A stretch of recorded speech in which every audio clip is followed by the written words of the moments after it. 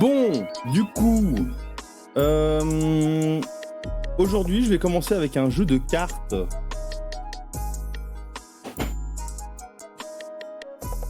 Smash Up. Alors, Smash Up, c'est un jeu d'affrontement de cartes, un peu sur un thème un petit peu déluré, on va dire. C'est-à-dire que, alors, de base dans la boîte, je sais que j'ai pris une ou deux extensions, mais il y a plein d'extensions. Il y a plein d'extensions, en fait, c'est toutes des armées, un peu comme on peut avoir les différentes... je sais plus comment ça s'appelle dans Magic. Dans Magic, il y a les verts, les bleus, les rouges, etc. qui se jouent différemment tous. Pareil dans Hearthstone, un Necro se joue pas du tout de la même manière que d'autres. Dans Pokémon, on va jouer les Pokémon, les decks différemment si on joue Psy et électrique par exemple. On va essayer de faire des équilibres et tout. Bah ici c'est pareil. On a plein de petites armées qui se jouent complètement différemment. Et en général, les thèmes sont assez... on mélange pas mal de thèmes différents. Alors celui-ci par exemple, c'est les ninjas. Et donc ce sont des petits decks. C'est ça qui est assez intéressant, c'est que les jeux, les parties sont pas trop longues. Ici, attends, qu'est-ce qu'ils annoncent? Ah, j'oublie de faire mon petit pitch de début, voilà. Yellow, comme chez Matago aussi, ils font ça. Moi, je trouve que c'est très cool parce que ça permet de bien d'avoir des belles tranches dans sa ludothèque. Donc toujours une illustration avec le nom du jeu, avec les informations indispensables ici au-dessus. 45 minutes de jeu annoncé, 12 ans et plus, 2 à 4 joueurs. Avec ici en dessous, toujours le logo de l'éditeur. Ici, je pense que c'est une localisation, parce qu'il y a le logo d'un autre éditeur. En général, ça veut dire que Yellow a localisé en français un jeu qui vient d'un éditeur étranger. Alors, vu le style, ça m'étonnerait même pas qu'il soit américain. Et donc ici, on a différents decks de cartes. Par exemple, les ninjas vont se jouer d'une certaine manière. Moi, ce qui me fait marrer, c'est qu'on peut avoir un deck Alien Ninja. Voilà, par exemple. Donc ici, en fait, on va voir les illustrations sont assez sympas. Et je pense même qu'on a un illustrateur différent par armée, ou en tout cas, c'est des univers bien marqués. Ici, par exemple, on a les aliens. Voilà. Envahisseurs, etc. Donc on voit ici les illustrations, moi je les trouve très très chouettes. Et donc ça, c'est ce qu'on appelle le graphic design. De nouveau, c'est un travail d'édition. En général, ce qui va se passer, c'est qu'un créateur de jeu va développer des mécaniques de jeu. Va aussi tester son jeu, etc. Et ensuite, l'éditeur va intervenir souvent pour l'équilibrage, parce que par exemple, dans un jeu de cartes, c'est extrêmement important l'équilibrage. Ça se fait au travers de tests et tout. Évidemment, le créateur du jeu commence son équilibrage bien avant d'aller chez un éditeur. Et l'éditeur va peaufiner tout ça. Et ensuite, il va y avoir un travail d'illustration. Et là, c'est souvent l'éditeur qui introduit un illustrateur dans le projet. Et un travail de graphic design. Et le graphic design, c'est par exemple la clarté de l'information sur une carte. Donc ici, le fait qu'en haut à gauche, il y a un nombre, il y a un titre à la carte, un type, ici c'est créature, et en dessous, une explication. Et donc ça, c'est vraiment le graphic design. Et on voit que le graphic design, bon, de manière générale, est le même pour toutes les armées, mais qu'ils ont fait l'effort d'avoir des petites illustrations différentes, des assets différents. Par exemple, chez les ninjas, ici, on a une espèce de parchemin, voile. Ici, pour les aliens, on a un truc un peu du futur en métal. Et puis, il y a toujours le petit logo ici en dessous qui indique de quelle armée, à quelle armée ça appartient. Ninja, alien. Alors ici, j'ai... Oh, les dinosaures, trop cool. Moi, j'adore jouer les dinosaures. Et vraiment, ce que je trouve... Enfin, les cyberdinosaures, mieux encore. Les cyberdinosaures. Et donc, on va avoir, je sais pas moi, une armée cyberdino alien. Et alors, c'est là où ça part vraiment dans tous les sens. D'abord, je vais présenter les armées que j'ai. Donc, les robots. Voilà. Ici, c'est les pirates. Donc, de nouveau, à chaque fois, il y a vraiment un univers assez marqué. Et ce que je trouve très drôle, c'est que on a vraiment des extensions qui sont complètement pétées. Attendez, je vais remettre de la musique parce que pourquoi ça s'est arrêté. Tac. Petite musique de fond quand même. Ici, par exemple, c'est l'extension de Paul Peterson. C'est une extension top mignon, trop mignon. Dans l'extension trop mignon, on se retrouve avec des fées, des princesses. Alors on voit que le design c'est complètement rien à voir. Alors des créatures magiques ou des sirènes, je sais plus. Créatures magiques ou sirènes. Ah non, c'est les chevaux, c'est les poneys, pardon. On a des poneys aquatiques, on a des poneys, les poneys, des licornes et tout. Wow, des poneys. Il y en a pour tous les goûts, hein. Il y en a pour tous les goûts.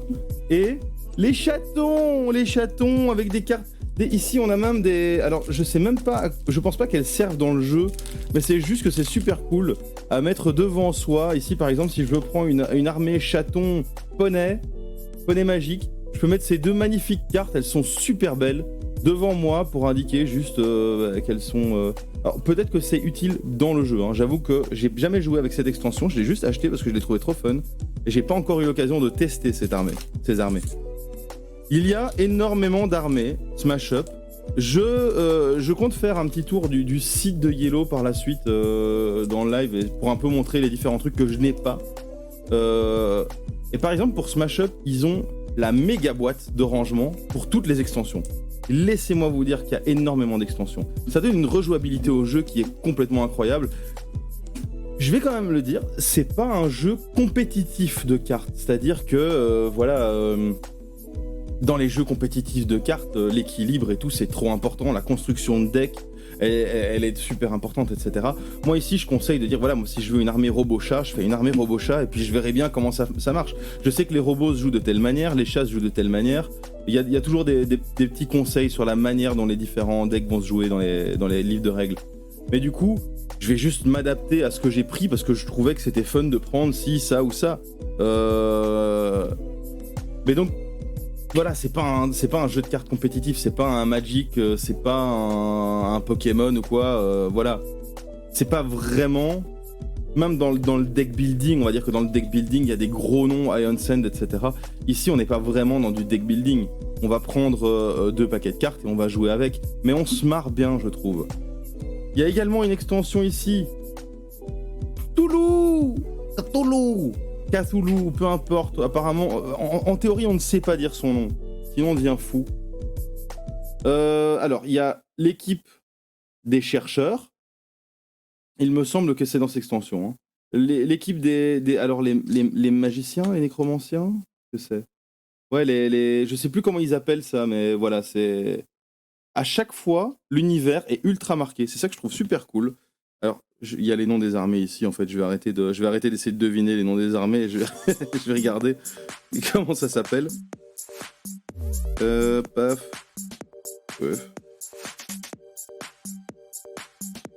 Il s'est pas écrit dessus. Ah, voilà. Si. Donc, il y a les serviteurs de Cthulhu. Il y a les grands anciens. Les grands anciens, en général, ce sont... Donc, ici, c'est l'université Miskatonic. Voilà. L'université Miskatonic, ce sont du coup des mages, des invocateurs du démon. Et en plus, à chaque fois, ils vous mettent un petit truc. Donc, bienvenue pour votre premier jour à l'université Miskatonic. Nous allons vous former au secret des sciences naturelles et autres. Alors oui, nos cours risquent de vous paraître intenses, mais le savoir demande toujours un petit sacrifice. Ex ignorantia ad sapientam.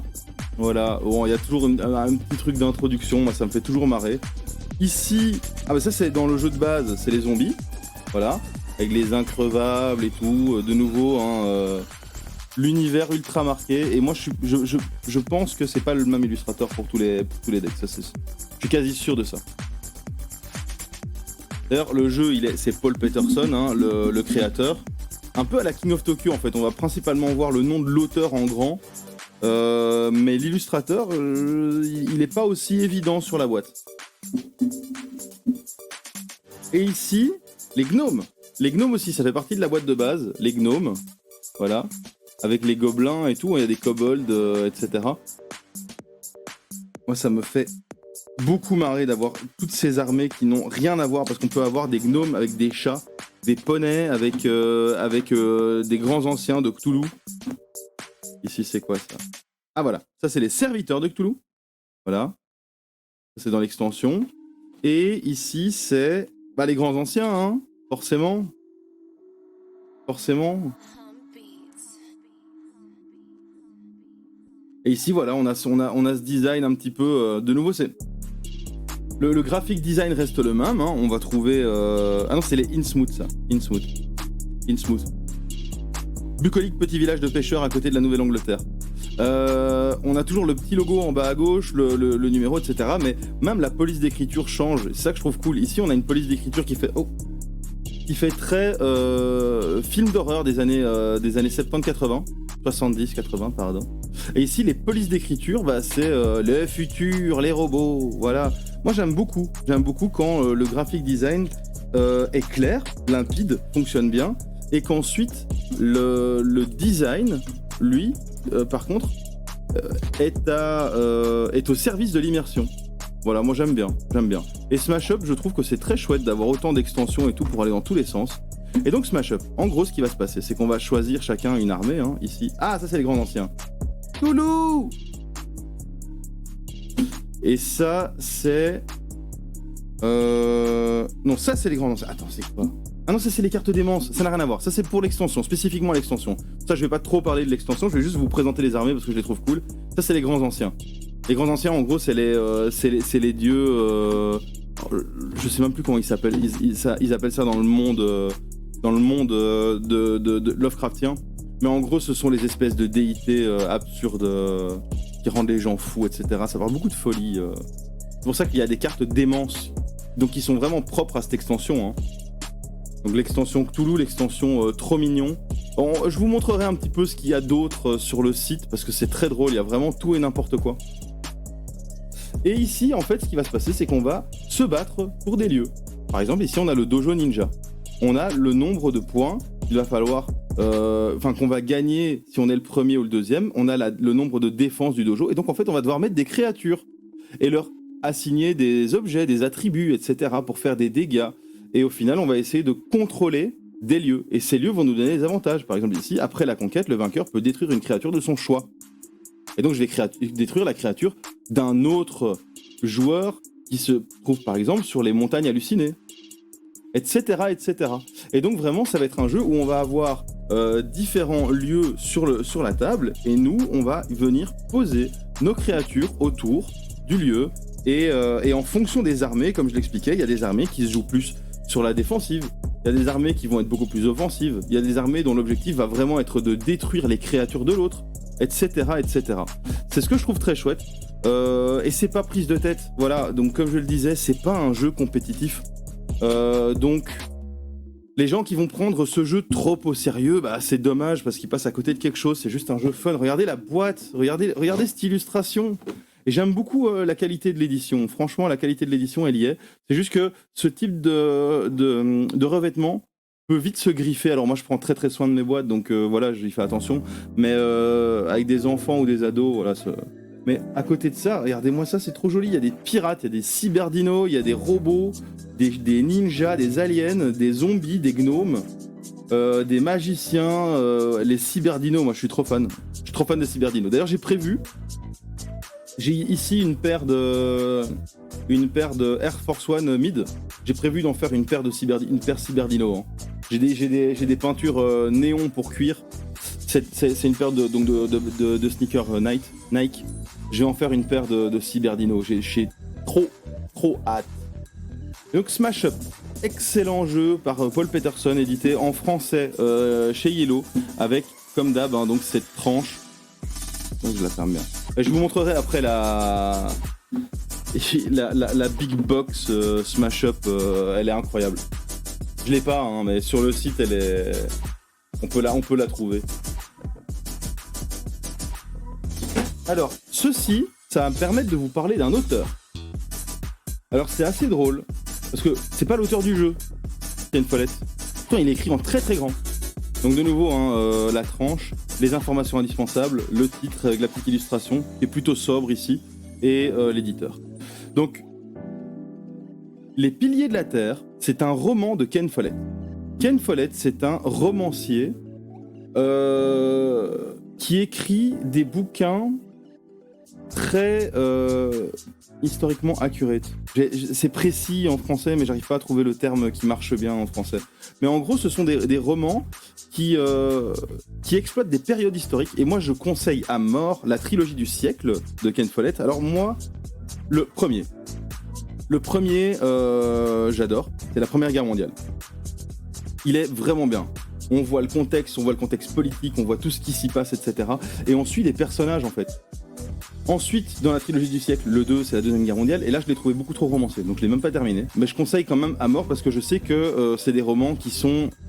Les gens qui aiment les romans de guerre adorent, les gens qui aiment l'histoire adorent. Voilà, moi, c'est juste que je l'ai trouvé un petit peu trop romancé, parce que ce que j'ai aimé dans le premier tome, c'est vraiment la composante politique, guerre, etc. Qu'est-ce qui se passait en réalité, l'assassinat de Franz Ferdinand, etc. Je trouvais ça super intéressant. Et de voir les différents sons de cloche. On va avoir des Allemands, on va avoir des Anglais, on va avoir des Français, etc. On va suivre tout type de personnes. Donc ça, c'est Ken Follett. Et Ken Follett, Les Piliers de la Terre, ça se passe lors de la création, enfin de la construction d'une cathédrale au Moyen-Âge, je pense. Et en gros, c'est voilà, le roman. Moi j'ai eu. C'est des big romans. Hein. Et c'est gros. Hein. Celui-là, je l'ai pas lu. Je l'ai à la maison. Ma compagne l'a lu, ma femme. Elle l'a lu. Piliers de la Terre, il paraît que c'est bien. Hein. Il paraît que c'est bien. Mais voilà, c'est des conflits entre familles, etc. Et en gros, ici, il y a un jeu de société qui est sorti. Donc, jeu de société de Michael Rickner et Stéphane Stadler. Donc, c'est marrant parce qu'on a le gros Ken Follett, Les Piliers de la Terre, pour bien nous dire que c'est une adaptation. C'est pas une adaptation, mais l'univers, c'est l'univers qui a été créé par Ken Follett dans son roman Les Piliers de la Terre. Et c'est pas du tout l'auteur du jeu. Alors, Les Piliers de la Terre, c'est un jeu qui est pas très très connu, j'ai l'impression. Et moi, j'aime bien y jouer. Alors, c'est... Non, ils disent 12 ans et plus, 2 à 4 joueurs, 90 à 120 minutes. Moi, je pense que ça peut prendre moins longtemps que 2 heures. Mais c'est un jeu qu'on peut facilement sortir avec des gens qui sont pas experts. Et pourtant, il fait peur comme ça quand on le voit. Donc le plateau, hein, le plateau, c'est vraiment l'univers des Piliers de la Terre. Donc on a la cathédrale ici qui va se construire petit à petit. On a ici le village avec le marché. On a le château de Shearing, donc ce sont les nobles du coin. On a ici, ça c'est le marché. Non, ça c'est un village, ça c'est le marché. C'est les artisans ici. On a ici Kingsbridge, l'évêché, une filature de laine, etc. Le prieuré, voilà. C'est vraiment l'univers. Et donc le contexte du jeu, du roman, et donc du jeu également, c'est la construction d'une cathédrale. Lors de cette construction de cathédrale, en fait, ce qui va se passer, c'est que... Alors, il y a une part d'aléatoire, hein, je précise, mais pas que. En gros, ce qui va se passer, c'est que...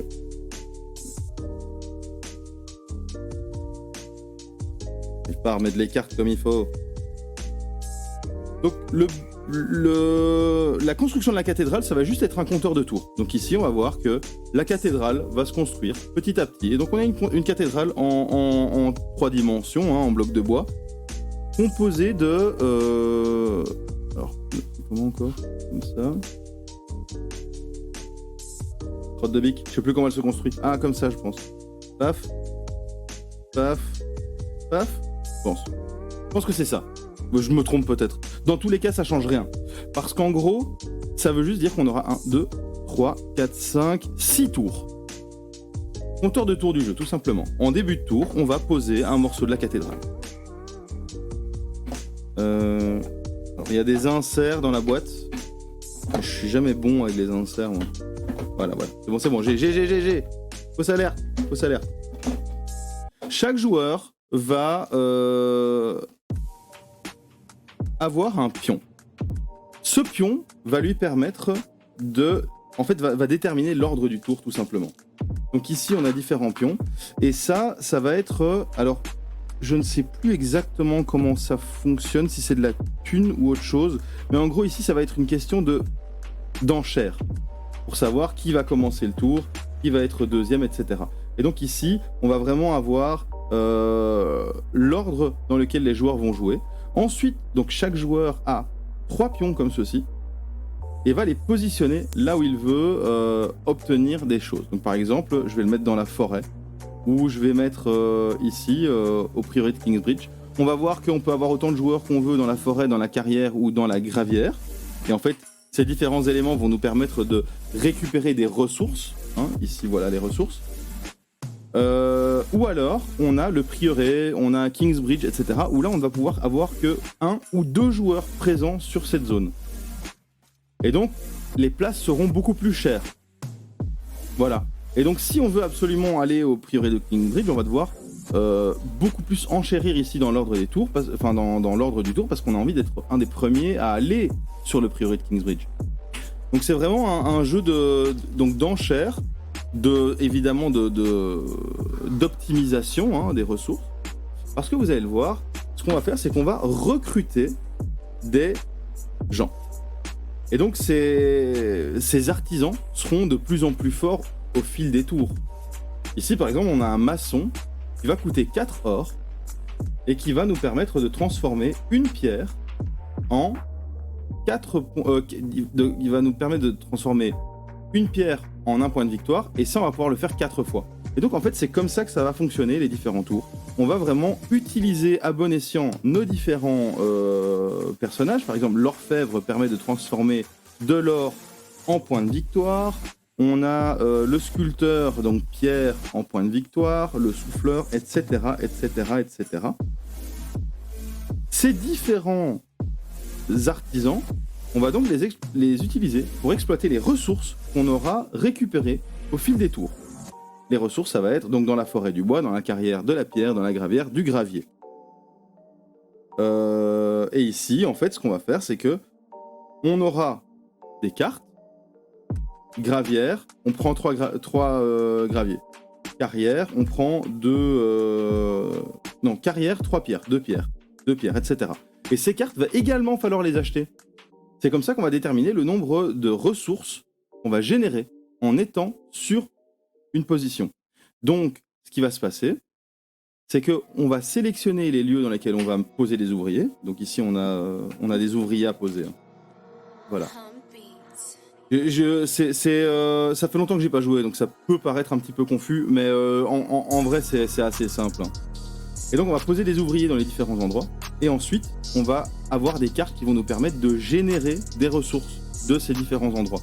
Et donc, tout ça, ça va vraiment être un travail d'optimisation pour savoir qui va générer le plus de ressources, qui va générer, etc., etc. On a également, donc, au prieuré, on va engager des personnages qui vont nous aider. Donc, par exemple, on va le savoir à l'avance. Par exemple, à Kingsbridge, on a des cartes privilèges ici. Alors, je sais plus si c'est ça les cartes privilèges. Hôtel noir rejoint votre équipe de construction. Vous recevez immédiatement l'ouvrier noir que vous pouvez désormais utiliser à chaque manche. Donc, il y a un ouvrier bonus qu'on peut obtenir que comme ça. Ou ici, la cathédrale est bientôt achevée. Vous recevez immédiatement une pierre et un bois. Et en fait, ça, on va se poser ici, à Kingsbridge, pour prendre l'une ou l'autre carte. Donc si je me mets ici, je réserve cette carte. Si je me mets ici, je réserve cette carte. Donc être le premier à aller à Kingsbridge nous laisse l'opportunité de choisir la carte. Être le deuxième à Kingsbridge, on va devoir prendre la deuxième carte, quoi qu'il arrive, et plus personne ne pourra y aller. Donc c'est vraiment un jeu de choisir, c'est renoncer. Voilà. On va vraiment devoir choisir quelles actions utiliser, quelles ressources exploiter, quels artisans utiliser, etc. Et en faisant ça, on va s'empêcher de faire autre chose, tout simplement. Ici, c'est la piste de thunes. Au fur et à mesure qu'on va gagner des pièces d'or, on va avancer sur cette piste. Et quand on va utiliser des pièces d'or, on va reculer de cette piste. Par exemple, si je vais au marché, je vais pouvoir acheter pour 5. Alors ça, je pense que c'était un diamant. Ça peut rapporter énormément de points à la fin, parce qu'il y a des artisans qui vont permettre d'utiliser les diamants pour créer des points de victoire. Et donc voilà, on va devoir exploiter donc son argent à bon escient, en allant au marché, etc. On va devoir choisir comme il faut. Et alors, c'est assez important d'être le premier sur la piste. Par exemple, si on va à la cour du roi, on est exonéré d'impôts. il y a des cartes événements qui peuvent faire en sorte qu'on doit payer des impôts. Eh bien, ici, si je suis le premier à aller à la cour du roi, je suis non seulement exonéré d'impôts, mais je vais également recevoir un métal. C'est pas du diamant, c'est du métal. Et donc tout ça, c'est vraiment ce qui va faire que je vais peut-être enchérir pour être le premier à jouer, pour être le premier à aller à la cour du roi. C'est peut-être un calcul qui est ultra pertinent parce qu'en étant le premier à la cour du roi, je vais obtenir un métal. Voilà. Donc ça, c'est vraiment ce que j'aime bien avec ce jeu. On peut essayer d'avoir plusieurs coups à l'avance, mais si quelqu'un lit dans notre jeu, la personne va prendre les devants. Voilà, c'est ce genre de jeu. Et du coup, moi je trouve qu'il est pas spécialement expert, pourtant on pourrait même presque croire en voyant la boîte un Eurogame. Donc un jeu à l'allemande anciennement. Aujourd'hui apparemment ce serait péjoratif ou je ne sais pas. Mais les Eurogames, ce sont les jeux moches avec des mécaniques plutôt expertes. Et ben ici en l'occurrence, on pourrait croire à ça en voyant la boîte, mais non. Le jeu il est assez joli je trouve. Et il est assez simple à prendre en main. Et au final, on se marre bien autour de ce jeu. On dirait pas comme ça, mais on se marre bien autour de ce jeu. Donc moi, j'aime bien les Piliers de la Terre. Et allez lire les romans de Ken Follett. Le jeu suivant, vous n'êtes pas prêts. Flying Goblin. Donc, toujours la tranche avec l'illustration, l'auteur. Ici, il y a l'illustrateur. Donc l'auteur, Corentin Lebraf, Théo Rivière. Ouais, Théo Rivière. Théo Rivière, c'est pas son premier jeu. Et Thomas Schlarek, l'illustrateur. Très joli comme jeu. Donc ici, on a vraiment la tranche avec l'illustration. Et évidemment l'éditeur. Alors 2 à 4 joueurs, 8 ans et plus, 30 minutes. Ça, c'est le genre de jeu qui fout le bordel. Et on se marre bien avec des gamins et tout, mais ça fout le dawa. Donc Flying Goblin, avec toujours ces illustrations qui sont partiellement laquées, qu'on va retrouver également chez Loki. Alors je ne sais pas si Loki appartient à Yellow, mais Loki est distribué par Yellow. Loki, c'est un éditeur de jeux enfants, qui est excellent. Et donc on va avoir le même genre d'effet comme ça, voilà. Moi j'aime beaucoup. Donc Flying Goblin. Je préviens, pour ce jeu, il faut avoir une table conséquente. Voilà, Fredos le sait, moi j'ai une table de 3 mètres sur 1 mètre et demi, donc j'ai la place. Hein. Et vous allez vite comprendre pourquoi il faut de la place. Voici Flying Goblin. C'est un donjon. Donc on va retirer le donjon de la boîte d'abord. Chaque joueur va avoir un petit plateau comme celui-ci. Attendez, je fais de la place. Un petit plateau comme celui-ci. Sur ce plateau, donc si je choisis par exemple l'armée verte, ça ne change rien, c'est qu'une couleur, c'est un swap color, les armées. Enfin, les armées, oui, on peut dire les armées. Je vais avoir des gobelins cambrioleurs. Je vais avoir des gobelins... Alors je sais plus exactement c'est quoi exactement comme type de gobelin, mais voilà, on a des gobelins, ici plein de petits gobelins, des éléments de totem qu'on va construire au fur et à mesure du jeu. L'objectif, entre autres, c'est d'avoir le totem terminé, il me semble. Des gobelins, donc cambrioleurs, le chef des gobelins, toujours des éléments de totem, et on va commencer, il me semble, avec 2 gobelins. Et j'ai ceci. C'est pour ça que c'est le bordel. Ceci. Vous allez voir. Hop, je vais juste mettre rapidement en place le jeu pour vous montrer à quoi ça ressemble. Voilà, ne laissez pas les enfants manipuler le donjon. Ça reste un donjon en carton, donc s'ils font pas gaffe, voilà. Je vais placer la tour au milieu, parce que oui, il y a une tour au milieu. Donc c'est vraiment un jeu en 3 dimensions. On va mettre une passerelle au-dessus. Dessus, il y aura une princesse. Alors je l'ai pas sortie, mais tant pis, le truc il est fermé. On va... Ah non, elle est là, la petite princesse. Il me semble que... Enfin, ou le roi, la princesse ou le roi, se trouve ici au-dessus. On va avoir des petites passerelles ici également, à gauche à droite. Alors je vais pas toutes les installer, mais voilà. On va avoir ici des petits perchoirs. On va avoir des diamants qui vont être répartis dans les différentes pièces. Là un diamant, par exemple, là un diamant. Des pièces d'or. Pourquoi pas des pièces d'or, pièces d'or par-ci, pièces d'or par-là. Alors je sais plus si elles sont dans le donjon ou pas. Mais en gros, voilà. On a des pièces d'or. Et alors on a différents effets en fonction des lieux. Je vais vous montrer. Ici, moi je commence avec 2 gobelins. On doit être plus loin sur la table. Hein. Comment fonctionne la partie? Au moment où on fait top, tout le monde balance ses gobelins. Là, j'ai fait tomber la princesse. Ok, j'ai lancé tous mes gobelins. Terminé. Voilà. On va balancer nos gobelins. Et on va acheter des gobelins supplémentaires par la suite. Hein. Donc j'ai balancé 2 gobelins. Après, il y en aura plus. Ici, je regarde où sont mes gobelins.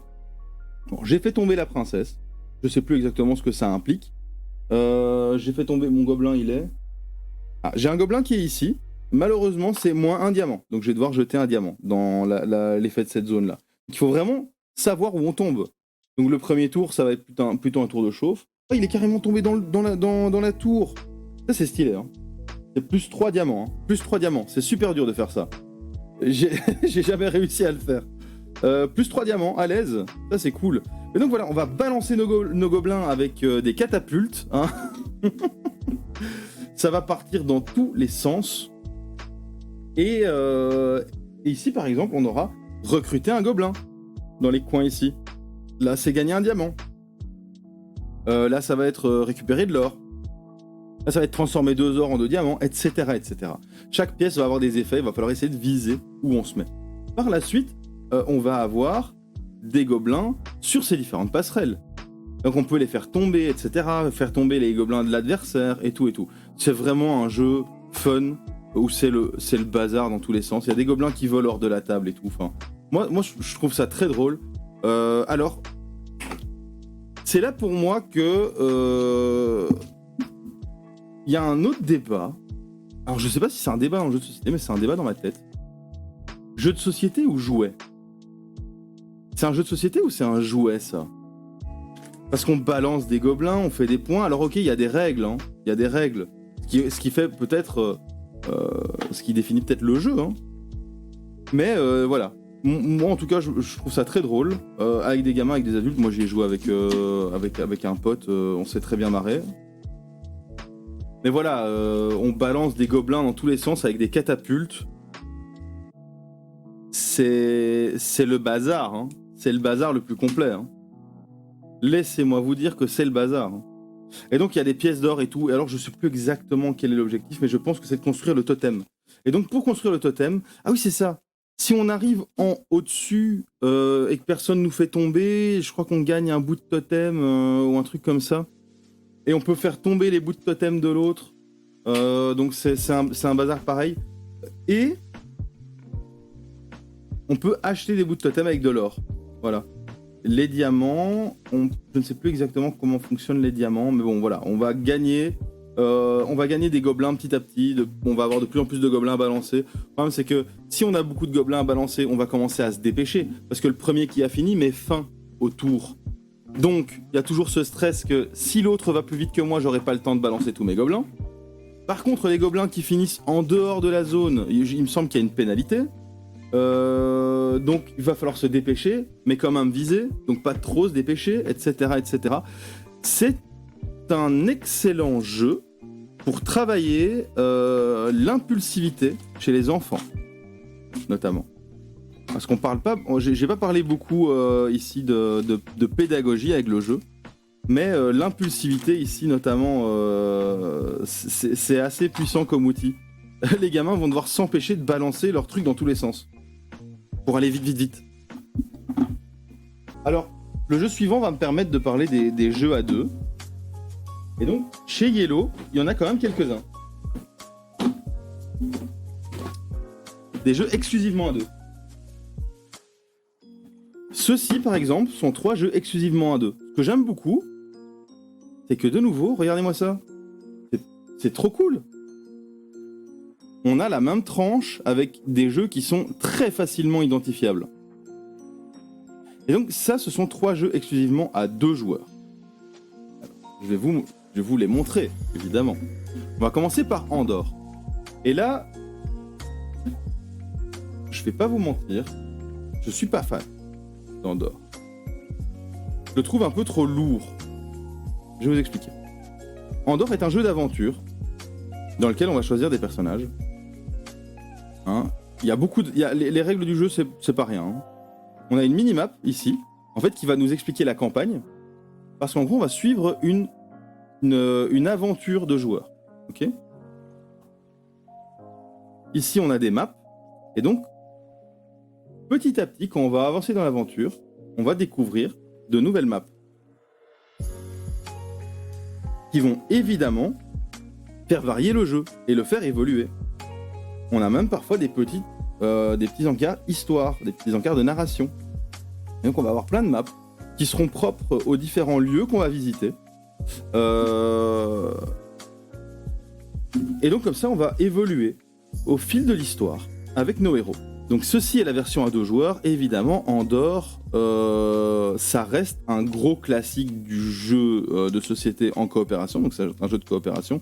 2 joueurs, 10 ans et plus, 45 minutes pour la version duo par partie. Alors c'est très difficile à estimer, hein, parce que parfois on va faire un scénario assez rapidement, du coup on va vouloir en faire un deuxième, mais peut-être qu'il va être long, etc. etc. Voilà, c'est pas aussi évident, je trouve, de donner une durée à une partie.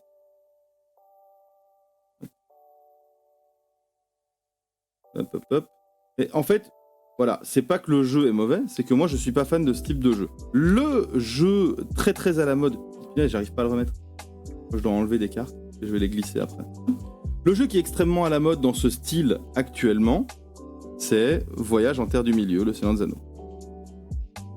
Je sais même plus qui l'a dit. Là. Je l'ai, hein.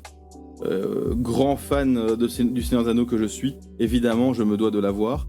Ce sont des jeux que je trouve lourds. Les tours sont lents, il y a beaucoup à lire, il y a beaucoup... voilà, je trouve ça lent. Lent.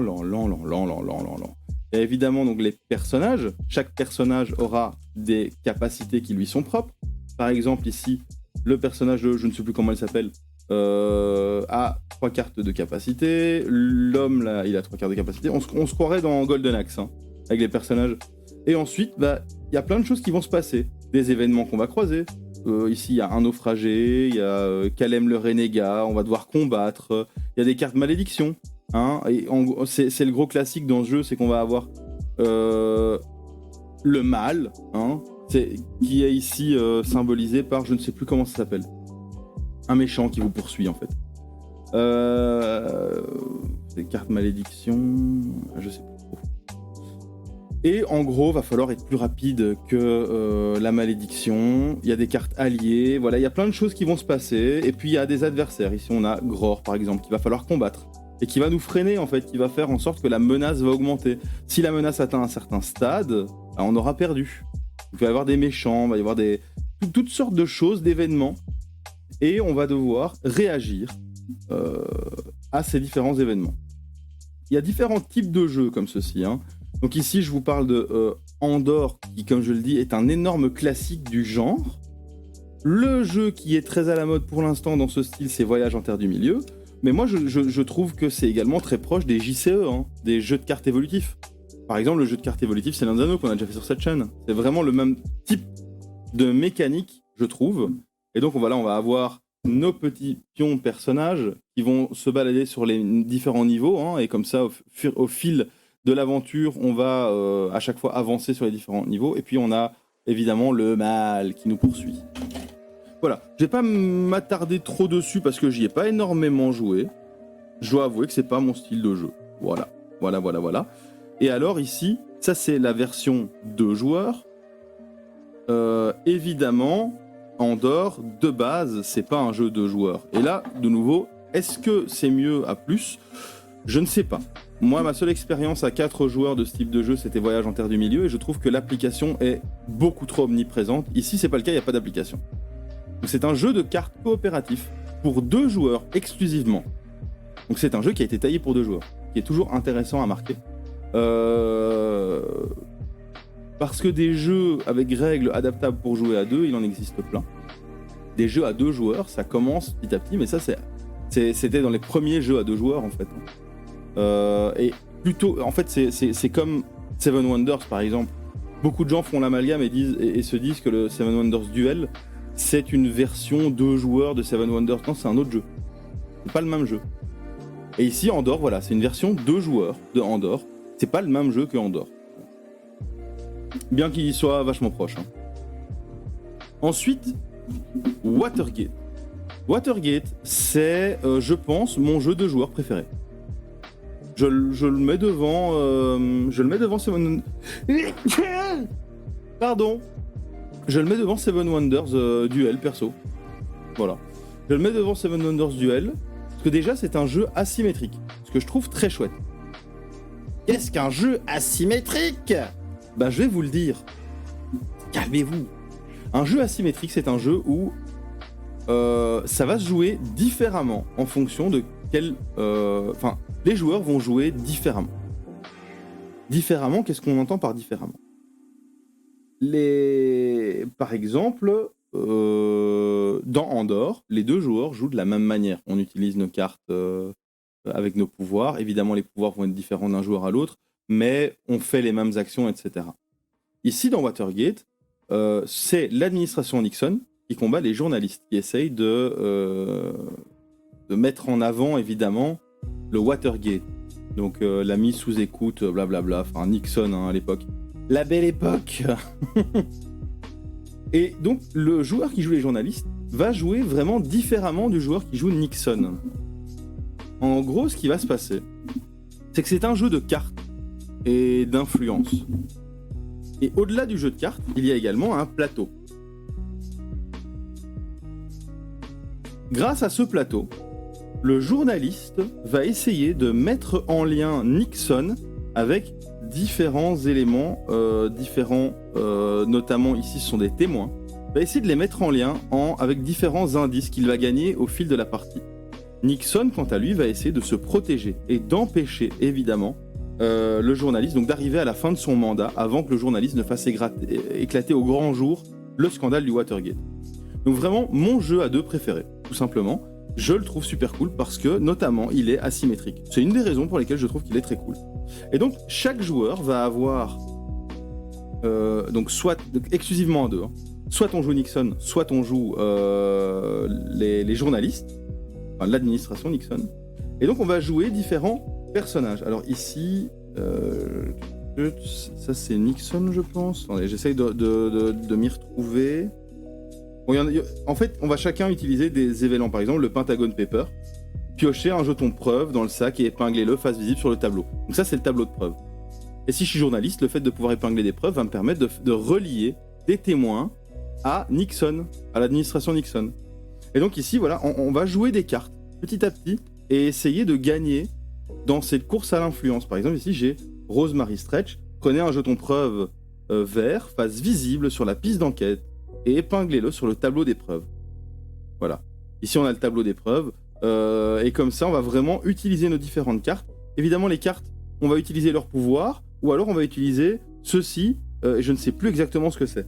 Mais il me semble qu'en tout cas, ici, on va avancer sur la piste. Et en fonction de où on va se situer sur la piste, on va commencer ou pas, etc. etc. Donc c'est vraiment un jeu d'influence où il va falloir évidemment choisir. Parfois, on va vouloir utiliser le pouvoir d'une carte, mais en fait, ce qui est plus pertinent, c'est d'utiliser son effet. Et moi, je trouve ce jeu excellent, vraiment excellent. Donc le but de Nixon, c'est d'arriver à la fin de son mandat. Le but des journalistes, c'est de relier Nixon à suffisamment de preuves, de témoins, pour l'incriminer du scandale du Watergate. Donc on remet les jetons preuves de la case... Ah oui, en fait, c'est ça, le jeton preuve avance sur cette piste. Et en fonction de où il se trouve, soit il se trouve côté Nixon, soit il se trouve côté enquêteur, on va utiliser ce jeton preuve différemment. Donc Nixon va utiliser les jetons preuve pour bloquer des accès entre témoins et Nixon. Donc lui va pouvoir mettre face cachée des preuves pour empêcher le passage. Et le journaliste va mettre des preuves face visible pour relier. Et donc si par exemple Nixon a mis ici un jeton face cachée, on va devoir faire peut-être le tour ici, tac, tac, tac, tac, tac, pour relier Nixon à cet individu. Donc c'est ça qui est très intéressant, je trouve. On a donc des marqueurs d'initiative, et en fonction des cartes qu'on va utiliser, on va parfois devoir faire un sacrifice pour avoir l'initiative au tour suivant, etc., etc. Et bien ici, pour la Gamebox Duo, c'est ce jeu-là qu'on a choisi. À la base, il y avait Seven Wonders Duel, on a changé, on a mis celui-ci, parce qu'on le trouve plus abordable, on trouve qu'il y a plus de choses intéressantes en termes d'apprentissage de mécanique, parce qu'en gros, il y a le côté asymétrique du jeu, il y a de la stratégie, il y a de l'utilisation de cartes, il y a un plateau, il y a de l'optimisation, il y a du bluff. Pour moi, il y a tout ce qu'il faut dans ce jeu pour avoir un jeu fun à deux. Et en fait, les parties ne se ressemblent pas. Et c'est marrant parce que les premières parties, c'est très difficile de gagner en tant que journaliste. Et au fil des parties, en fait, on se rend compte que c'est relativement équilibré. Au début, on peut être amené à croire que Nixon est plus fort. C'est assez drôle, je trouve. Parce qu'on va vraiment voir une évolution au fil des parties. Donc Watergate, c'est mon jeu à deux préféré, exclusivement à deux. Voilà. Alors ici, malheureusement, il n'est pas ouvert. Donc, je vais devoir me limiter à vous le présenter rapidement. C'est Kahuna. Et Kahuna, en fait, c'est... donc de nouveau, hein, pour parler de la Gamebox, normalement, les contenus sont secrets, mais là, on est entre nous. Hein. C'est notre backup à Watergate, parce que Watergate, en fait, il faut savoir qu'avec le confinement, les jeux 2 joueurs ont eu un succès, ça a explosé. C'est comme ça que nous, en fait, on a été amenés, de base, le gros classique du jeu à 2, c'est Seven Wonders Duel. Et donc nous, il n'y avait pas trop de questions, c'est Seven Wonders Duel dans notre box duo. Sauf que le jeu de société à 2 a explosé pendant le confinement. Donc on a été amené à chercher une alternative, et là on a commandé certains jeux un peu à gauche à droite, notamment Watergate, et on s'est dit Watergate il est trop bien. Post-pénurie de jeux, etc., on a dit on garde Watergate. Voilà, on va pas changer, on trouve que Watergate est meilleur que Seven Wonders Duel. Et notre backup à Watergate, quand Seven Wonders Duel n'est pas dispo, c'est Kahuna. Donc Kahuna, c'est notre troisième jeu duo préféré en fait. Ces mécaniques sont beaucoup plus simples. C'est-à-dire qu'on va avoir cette espèce de zone d'influence avec les jetons, etc. Le but, donc c'est une archipel. Hein. Le but, c'est d'étendre son influence et de relier les îles de l'archipel, etc. Deux grands prêtres de Kahuna se disputent le pouvoir sur un archipel de 12 petites îles. Or, sans savoir qui est le plus puissant d'entre eux, ni l'un ni l'autre ne peut exercer pleinement la magie des mers du Sud. Il faudra donc départager tour après tour, et les deux adversaires donc découvrent quelle carte le destin place entre leurs mains, etc., etc. Il y a beaucoup moins ce côté influence stratégique qu'on va trouver dans Watergate, mais il y a toujours ce côté influence, optimisation de placement, etc., qu'on trouve un petit peu sur le plateau de Watergate. Donc ce sont pas les mêmes jeux. Moi, mon choix numéro 1 reste Watergate parce que vraiment, je trouve qu'il est excellent. Mais Kahuna, c'est un très bon jeu à deux aussi. Et c'est un très bon jeu à deux. Par exemple, moi, j'ai eu une commande de box duo qui m'est venue de mes parents. Mes parents, c'est pas des joueurs. Hein. Donc je leur ai pas mis Watergate, je leur ai mis Kahuna. Parce que Kahuna est plus facile à aborder. Donc moi, je trouve que chaque jeu a sa place, évidemment. C'est 2 joueurs, 10 ans et plus, 30 minutes annoncées. Voilà. Moi, je trouve que c'est différent. Ces 2 jeux duo sont excellents et en fonction du public, on va en choisir l'un ou l'autre. Moi, Watergate, premier choix. Kahuna, deuxième choix.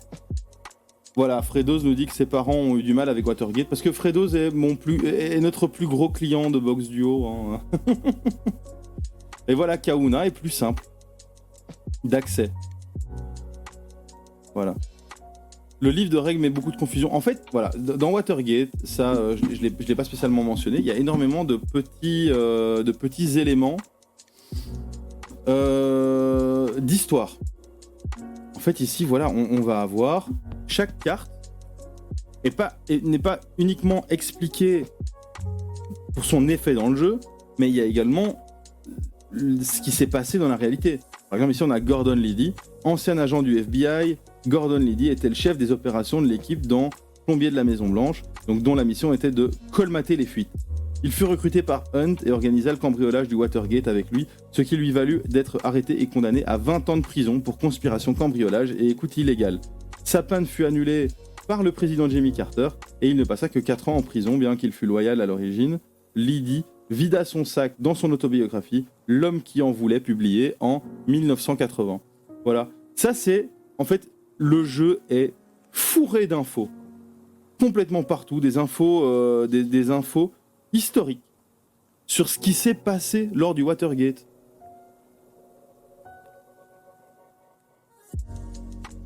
Voilà, donc Fredos nous dit pas trop s'y attarder lors de l'apprentissage du jeu. Oui, clairement, moi c'est ce que je conseille. La première fois qu'on lit le livre de règles, passer toutes les étapes historiques parce que ça va juste prendre une plombe pour un jeu dont les règles sont pas si longues à apprendre en fait. Par contre, c'est super chouette d'avoir remis du contexte au jeu. Voilà. C'est un thème qui est assez fort, hein, donc faut en parler. Et donc voilà, ici, ce sont les 3 jeux que j'ai en ma possession de chez Yellow en exclusif duo. J'ai également, alors je pense que je l'ai prêté à quelqu'un, mais un autre jeu qui fait partie de la gamme des minigames. Je l'ai pas ici, je peux pas le montrer. Mais Shoten Totten. Shoten Totten est très marrant, c'est un jeu exclusivement à 2 de la gamme des minigames de chez Yellow.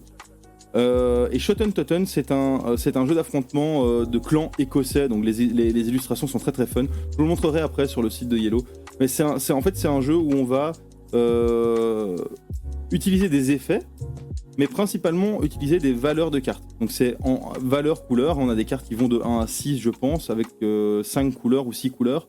Et en fait on va essayer de faire avancer, c'est vraiment, je trouve le thème très drôle. On est 2 clans écossais, on a chacun notre territoire, il y a une barrière qui sépare les 2 territoires, on va essayer de pousser la barrière pour gagner du terrain chez l'autre. Donc on va essayer en fait de se battre pour obtenir des bouts de barrière, et ça on va le faire avec des cartes qui ont des valeurs et des couleurs. Voilà, je peux pas le montrer parce que je l'ai prêté malheureusement, mais il est très très chouette comme jeu à 2. Donc ici, hop, oui il y a un 2, il y a un 2 qui se joue de manière asymétrique, avec un défenseur, un attaquant. Donc Shoten Totten 2 qui est sorti il y a pas très longtemps. Celui-là, j'ai pas encore eu l'occasion de le tester parce que je ne l'ai pas. Mais Shoten Totten 1 excellent, Shoten Totten 2 asymétrique, pourquoi pas, je l'ai pas. Je sais pas donner mon avis. Donc ça voilà, ce sont les 3 jeux duo que j'ai de chez Yellow et j'aime beaucoup de nouveau l'édition en fait. Dans une ludothèque, on voit très bien les 3 jeux, c'est Yellow, voilà.